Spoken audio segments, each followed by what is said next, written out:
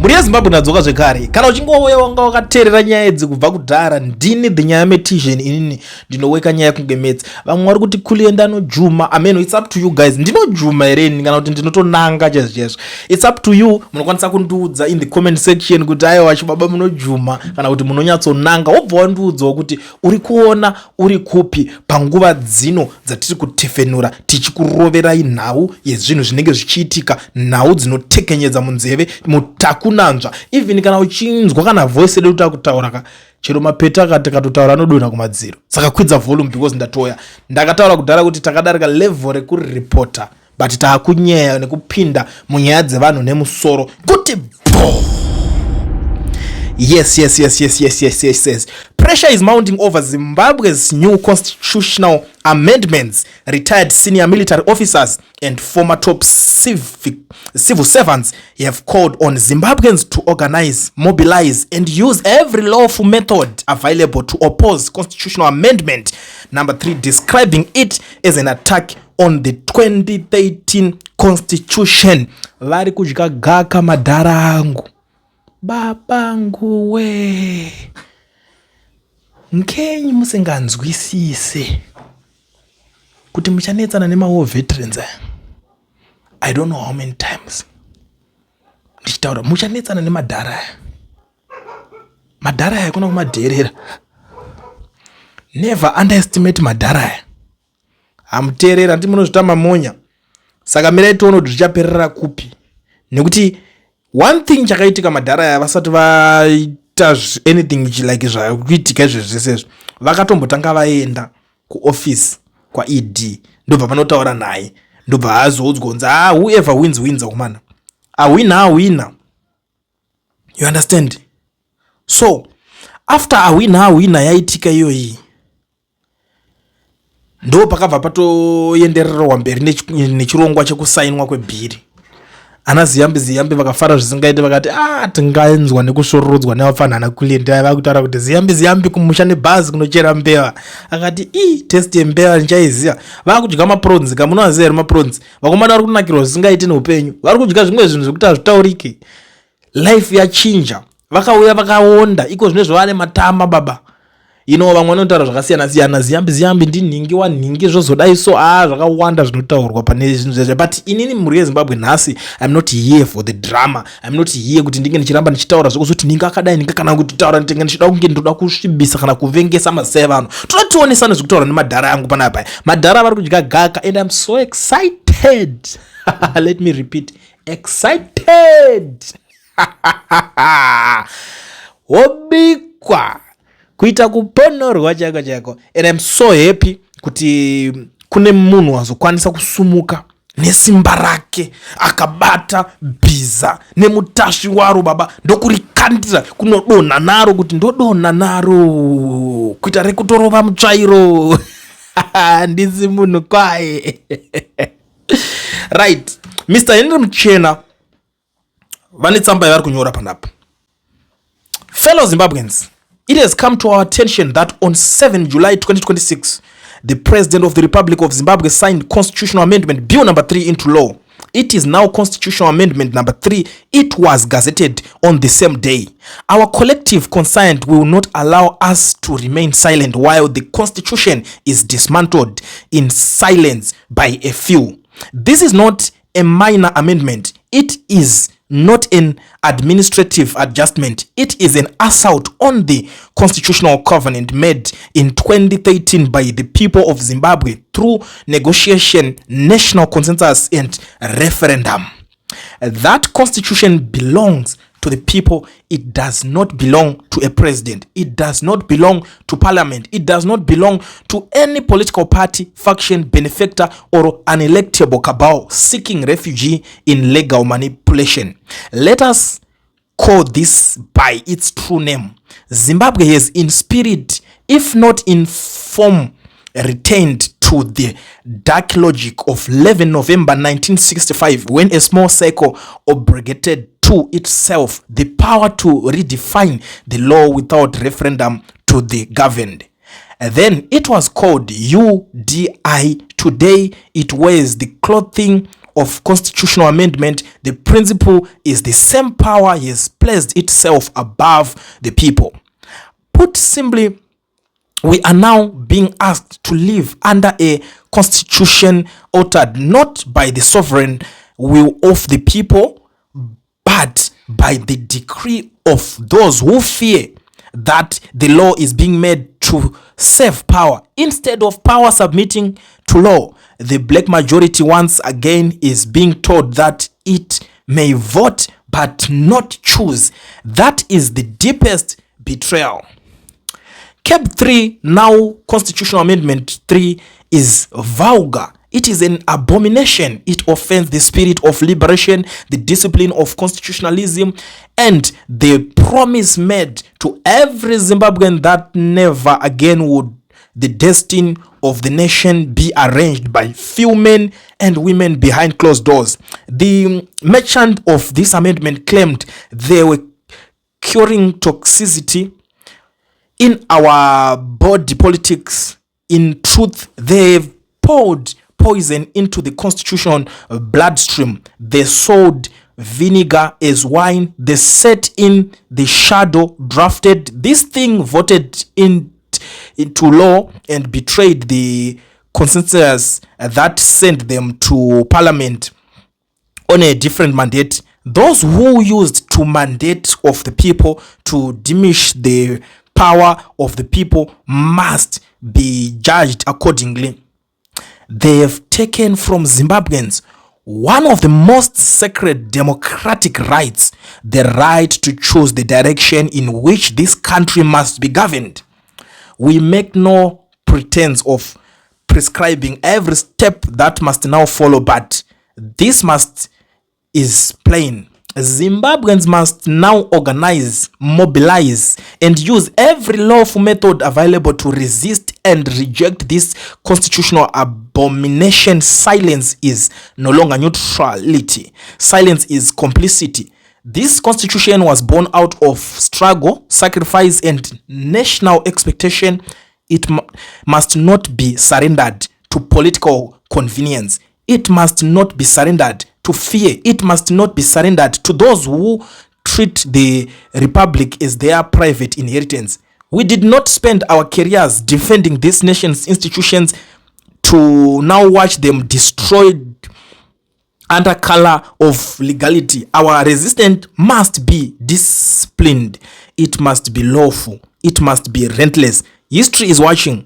Let it record that when the hour came, we did not flinch and we did not break the law to save it. Thank you.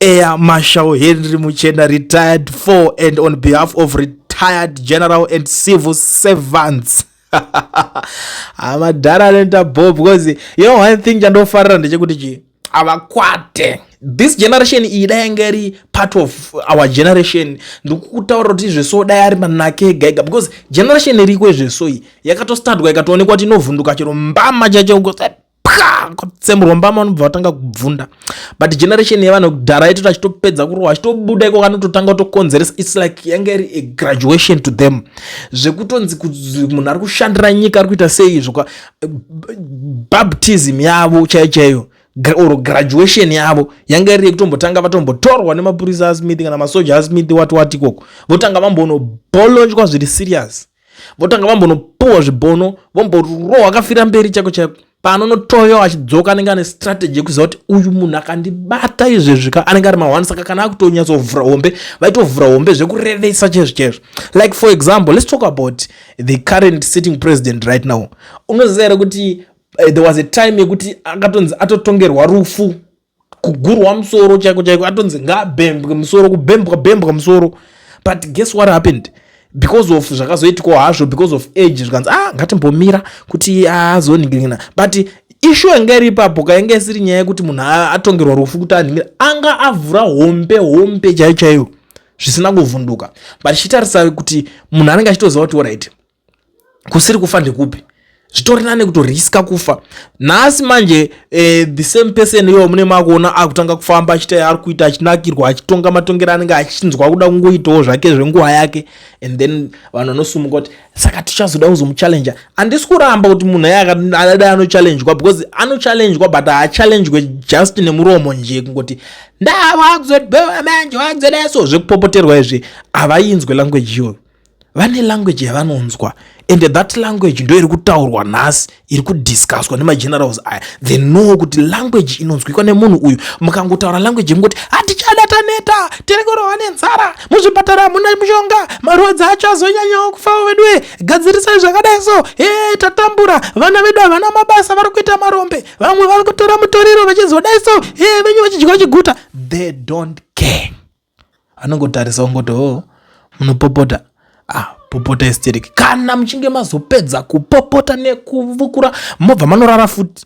Uri kunzwisisa why vachiti mobva manorara? Kwanza muna achitaura kana anenge aboy kana ngapinde machira anorara, it's because anonyatsoziva kuti hapana zvamunenge muchita zvamunomuita. It's just a simple sign, a simple signal kuti kungoudzwa kunzi no matter how you became angry, kana mukatsamwa zvinenge zverudzi rupi, anenge achiziva kuti hamuna zvamunomuita.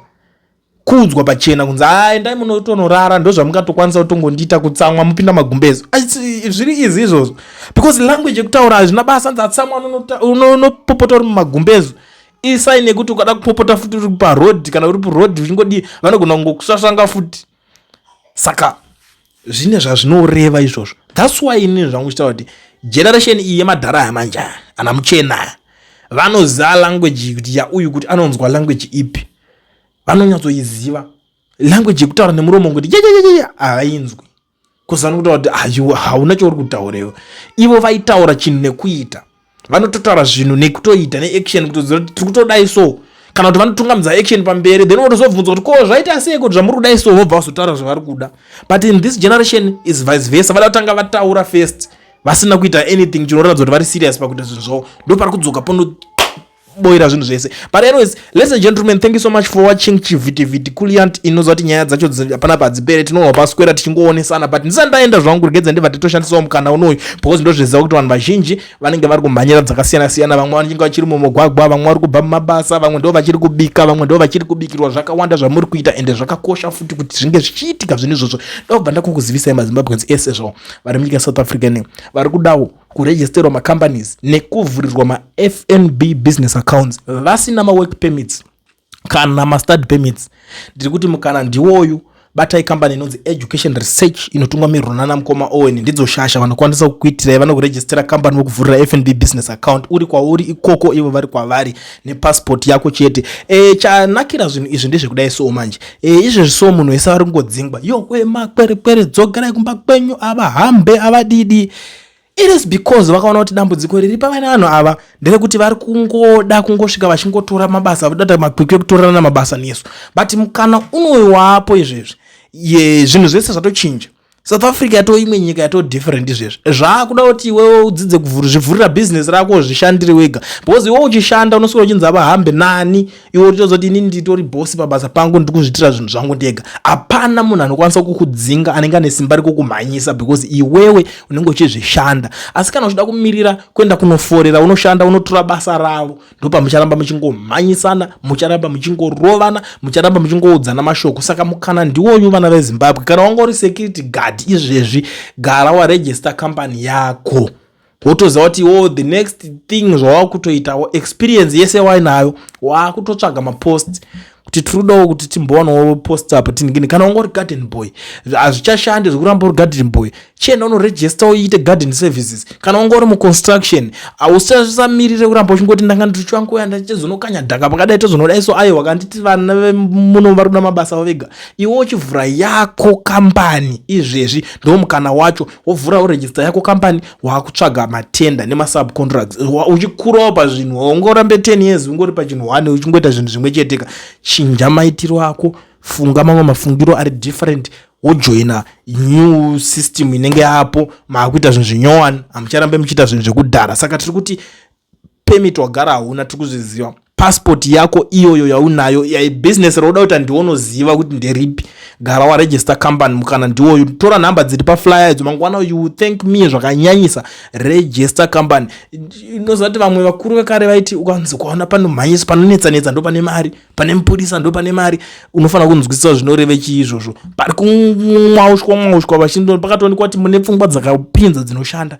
Yanguva yekushandisa pfungwa dzenyu kucreate mabasa. Uchatonoti wakatanga kucreate mabasa uchatanga kutowirirana nemalocals acho. South Africans vachatanga kutowirirana newo boss, unenge wa murungu wavo, boss wavo, saka avadzinge maboss ka. Boss azoti kadzinga maboss tichafa nenzara, mabasa acho achacreatewa nani? Saka iwewe mukana ndiwoyo ukuthi create basa, register company, wovhurwa FNB business account. Namba dzamukoma oyo ndidzo gara mataura, ndoda kunzwa kuti vanhu muri kubvunza bvunza kuti zvakamira sei apo, tipinde here tiregister zvinhu zvedu apa tioneke. And zvekare ndikuona kune vamwe vari kuti varida kujoina mabusiness akaita seUber, vamwe varida kuita Bolt, vamwe varida kuita Takealot, InDrive, zvakawanda zvinhu zvamuda kuita nditi zvima-Taxify zvezvia, right?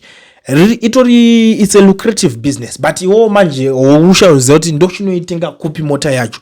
Education research zvekare iri in partnership with Kia Pretoria, saka gara wavabata because ma-consultant vane musoro, ma-consultant company manyama, saka vanokwanisa kukubatsira futi wozvo. Unoita vabate izvi zvazvemota izvi, unotoenda paground, woenda newe vokuperekedza, handiti wosvika kuti ase mobatsirana, vochikuratidza uri kuda pre-owned car here, uri kuda mota brand new here, it's up to you. Kune vamwe vari kudawo futi mamota dzeconstruction, zvimakia rori zvezviya, umwe ari kuti ndoda kutakura muti, ndinozotema muti kumachinyi kwangu, feel free contact them. Vari kuda ma-luxury cars, uda kunospoila ma-girlfriends enyu, muri kuda kunotengera madzimai enyu, kana kuti kuda kunospoila vabereki, zvakawanda zvamunokwanisa kuda kuita nedzimotikari, handizoziva kuti mune muchida kuita zvipi.